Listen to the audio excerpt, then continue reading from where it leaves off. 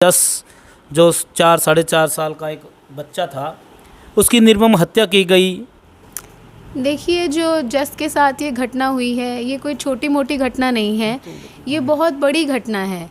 जिस परिवार के साथ में ये बीती है उसका दर्द हम नहीं समझ सकते, क्योंकि जिसके साथ ये हुआ है वो दर्द वही जान सकते हैं जिसके ऊपर विश्वास रहता नहीं है किसी का। तो ऐसे मामले में मैं तो यही कहूँगी, ये कोई छोटी मोटी घटना तो है नहीं, बहुत बड़ा इशू है ये, जिसको इन्वेस्टिगेट करना चाहिए।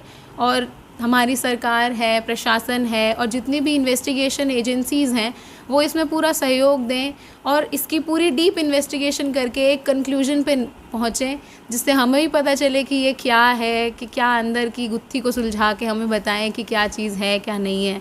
हम लोग इतने बड़े निष्कर्ष पर तो नहीं पहुँच सकते कि कैसे क्या हुआ होगा।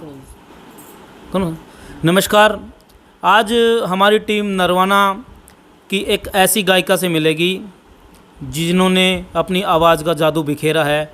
नरवाना की धरती पर जन्मी प्रेरणा कौशिक जी, जिन्होंने अपने जादू से जो सुरों की आवाज़ है ऊंची उठाई है और नरवाना के अंदर भी एक नाम किया है सुरों में। तो आज उन्हीं से बात करना चाहेंगे। टॉपिक रहेगा जो जस की प्रकार से निर्मम हत्या की गई चाची अंजलि के द्वारा। नमस्कार जी। नमस्कार जी।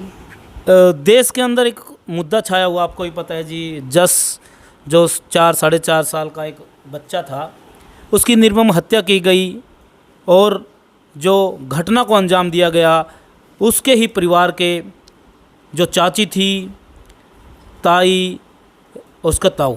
लेकिन देखिए, जो जस के साथ ये घटना हुई है, ये कोई छोटी मोटी घटना नहीं है, ये बहुत बड़ी घटना है। जिस परिवार के साथ में ये बीती है उसका दर्द हम नहीं समझ सकते, क्योंकि जिसके साथ ये हुआ है वो दर्द वही जान सकते हैं। जिसके साथ में जो गुज़रती है उसका दर्द कोई हम बांट तो सकते नहीं हैं, लेकिन समझ ज़रूर सकते हैं कि ये कितना बड़ा दर्द होगा। पूरा परिवार ही नहीं, सिर्फ जस का परिवार क्यों, पूरा देश, पूरा समाज इस चीज़ से पूरा डरा हुआ है और इसके बारे में सोच रहा है। इतना डर गया है क्योंकि ऐसे कृत्य वैसे तो होने ही नहीं चाहिए।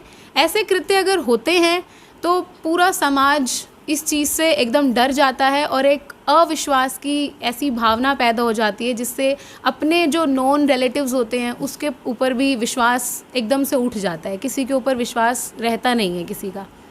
तो ऐसे मामले में मैं तो यही कहूँगी, ये कोई छोटी मोटी घटना तो है नहीं, बहुत बड़ा इशू है ये, जिसको इन्वेस्टिगेट करना चाहिए। और हमारी सरकार है, प्रशासन है और जितनी भी इन्वेस्टिगेशन एजेंसीज़ हैं वो इसमें पूरा सहयोग दें और इसकी पूरी डीप इन्वेस्टिगेशन करके एक कंक्लूजन पे पहुँचें, जिससे हमें भी पता चले कि ये क्या है, कि क्या अंदर की गुत्थी को सुलझा के हमें बताएं कि क्या चीज़ है क्या नहीं है। हम लोग इतने बड़े निष्कर्ष पर तो नहीं पहुँच सकते कि कैसे क्या हुआ होगा। प्रेरणा जी, मैं ये बात पूछना चाहूँगा कि वो भी एक औरत थी और आप भी जो औरत है, लेकिन डिफरेंस बहुत है अच्छाई और बुराई का। बिल्कुल, देखिए, मैं तो इस चीज़ को बिल्कुल सोलली कंडेम करती हूँ, बहुत कड़ी निंदा करती हूँ इस चीज़ की। जो भी हुआ है वो अच्छा तो नहीं हुआ है, बट मैं यही भगवान से भी प्रार्थना करती हूँ कि भगवान भी उस परिवार को ऐसी ताकत दे कि वो इस चीज़ से उभर सकें और इतनी हिम्मत उन्हें मिले कि वो इस चीज़ को भूल भी सकें। और सरकार से ये निवेदन करती हूँ कि वो उनको सैटिस्फाई कराएं, क्योंकि जिस परिवार के साथ में ये हो रहा है उसका दर्द देखो हम नहीं समझ सकते, लेकिन एटलीस्ट उनको अगर कोई एविडेंस हम प्रोवाइड करें, सरकार, प्रशासन, सभी इन्वेस्टिगेशन टीम्स जो लगी हुई हैं वो अगर उन्हें ऐसे एविडेंसेस प्रोवाइड करेंगे जिससे उन्हें सेटिस्फेक्शन मिले कि हाँ ये चीज़ इस तरीके से हुई है, तो मैं उस चीज़ को अप्रिशिएट करूँगी कि हाँ अब उनको कुछ सांत्वना मिली है। जब तक ये गुत्थी नहीं सुलझेगी उन्हें तो कुछ नहीं मिलेगा उस तब तक। एक अंजलि, उसकी जो चाची है, वो भी औरत है। क्या लगता है जिस प्रकार से उसने घटना को अंजाम दिया है, क्या एक औरत का दिल ऐसा होता है? देखिए, नहीं, हर औरत का दिल ऐसा तो नहीं होता है। ये बात मैं मानती हूँ कि बहुत इमोशनल वो होती हैं, बट इस तरीके का तो दिल किसी का नहीं होता है। मैं तो इस चीज़ को अप्रिशिएट बिल्कुल भी नहीं करती और इसकी तरफ बिल्कुल भी नहीं लगना चाहूँगी। तभी मैं कह रही हूँ कि इस चीज़ की मैं कड़ी निंदा करती हूँ कि ऐसा कभी होना नहीं चाहिए। किसी के भी माइंड में ऐसी कोई चीज़ आनी नहीं चाहिए, बट इसके पीछे क्या बात है, ऐसा क्यों हुआ है, क्यों नहीं हुआ है, ये हम कंक्लूड नहीं कर सकते किसी चीज़ को जान के। ये इन्वेस्टिगेशन होगी और पता लगाया जाएगा कि क्यों हुआ है ये सब। एक साइको बार बार बताया जा रहा है, जो प्रशासन है करनाल का, वो बार बार कह रहे हैं जी साइको है ये। अगर साइको है तो आप भी एजुकेटेड हो, आप भी पढ़े लिखे हो, तो साइको अगर कोई व्यक्ति होता है, क्या वो आईलाइट में 7 बैंड प्राप्त कर सकता है? क्या लगता है आपको इन दोनों मामलों को जोड़कर? 7 बैंड लेना हाईलाइट के लिए, विदेश जाने के लिए, और उसके बाद फिर साइको का होना, दोनों हैं तो वैसे थोड़े ऑपोजिट पहलू हैं ये। आइल्स में इतने बैंड्स लेना और फिर साइको का करार देना, ये दोनों चीज़ें शायद मिंगल अप हो रही हैं, शायद एक दूसरे के साथ में बस यूं ही जोड़ी जा रही हैं। मैं नहीं मानती इस बात को कि साइको कोई ऐसा काम इतना डीपली जाके कर सकता है। इसके पीछे क्या राज है वो मुझे अच्छे से नहीं पता है, बट मैं इस बात को तो नहीं मान सकती कि कोई साइको होके ये काम कर सकता है। तो थोड़ा प्रेरणा जी, मैं थोड़ा ये जानना चाहूँगा, आप भी पढ़े लिखे हो, तो साइको जो होते हैं, क्या मैं ये तो नहीं कहूँगी, आप बताओ थोड़ा सा साइको के बारे में बता सकते हैं, क्या उनके थोड़े कुछ हो सकते हैं जी, हरकतें करते हैं? साइको इस तरीके से हो सकते हैं कि उनके माइंड में नेगेटिविटी थोड़ी ज़्यादा हो और किसी चीज़ को बिल्कुल सोच समझ के चालाकी से कोई काम कर रहे वो। नहीं, जैसे वो क्राइम रिपोर्ट, CID ऐसे ऐसे सीरियल देखती थी, तो उसकी मंशा उसके पीछे क्या हो सकती है? क्या वो एक प्लान था देखने के लिए, भाई ऐसे प्लान होता है? देखिए CID तो इन्वेस्टिगेशन करती है, बल्कि वो तो हमें क्रिमिनल नहीं एंटी क्रिमिनल बनाती है मेरे अकॉर्डिंग। तो मैं इस बात को तो नहीं मान सकती कि CID देखने से वो ऐसा कर सकती हैं। I am not sure, but CID अगर देखते हैं वो तो एंटी क्रिमिनल बनाता है हमें। क्राइम रिपोर्ट भी देखती थी वो भी ऐसी चीज़ें हैं जो हमें एंटी क्रिमिनल बनाती है कि ये चीज़ें गलत हैं और कैसे कैसे दुनिया में क्या हो रहा है क्या नहीं हो रहा है, उसको किस तरीके से सुलझाया जाता है, हम वो चीज़ देख सकते हैं। उससे पॉजिटिविटी भी दिखाती है। लेकिन कहीं ना कहीं वो सीरियल देखने का मकसद ये भी तो हो सकता है भी बंदा कितनी ही चालाकी करने, उसने क्या क्या चीज़, अगर क्राइम करता है कोई बंदा, तो उसको किस चीज़ का ध्यान रखना चाहिए, कैसे बचा जा सकता है इन चीज़ों से, और कैसे खोजा जा सकता है क्राइम करने वालों को, तो ये चीज़ें भी थोड़ी ध्यान में। मे बी उनका नेचर थोड़ा ज़्यादा पेसिमिस्टिक है, नेगेटिविटी थोड़ी ज़्यादा है उनके अंदर, इसीलिए वो देख के उन्हें सिर्फ नेगेटिविटी उन्होंने ग्रैब की है। ये भी शायद एक रीज़न हो सकता है, बट टोटली यही रीज़न नहीं हो सकता, एक छोटा सा पॉइंट हो सकता है।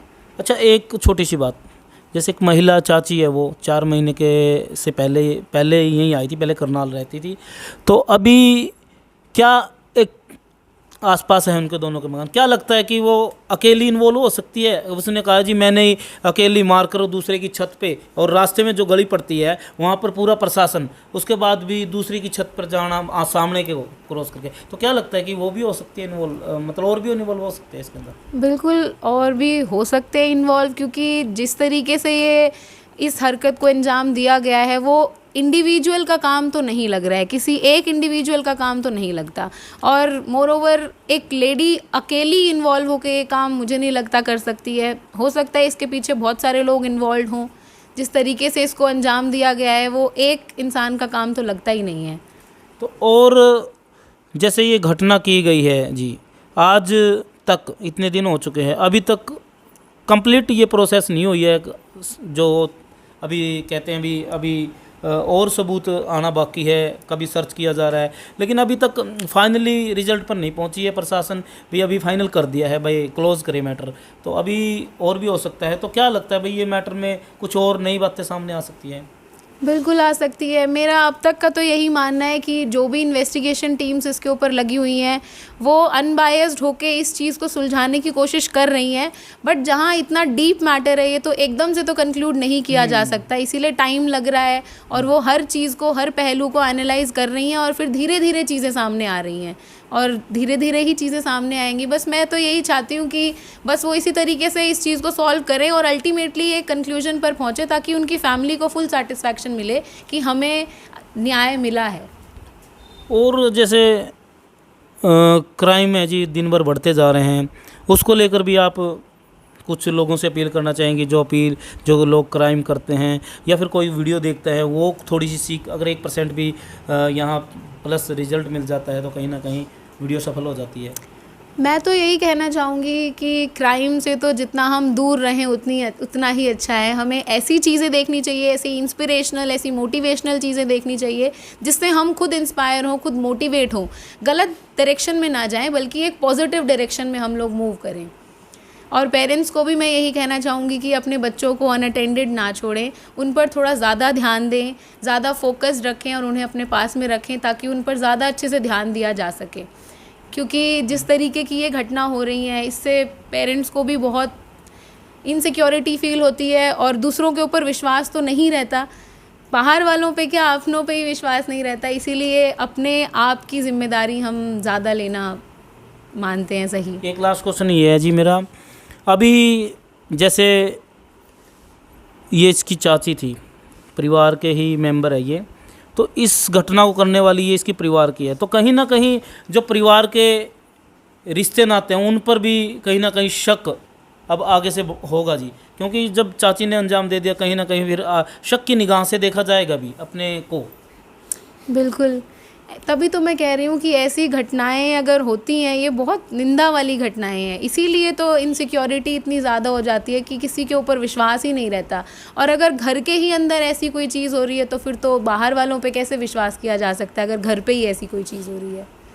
ऑब्वियसली विश्वास तो नहीं रहेगा तो डाउट भी जाता है, शक भी जाता है और इनसिक्योरिटी भी रहती है। तो इन्हीं बातों के साथ हम इजाज़त लेते हैं। हमारे साथ थी प्रेरणा कौशिक। वीडियो को ज़्यादा से ज़्यादा शेयर कर देना और चैनल को सब्सक्राइब कर लेना। धन्यवाद। वंदे मातरम। जय हिंद, जय भारत।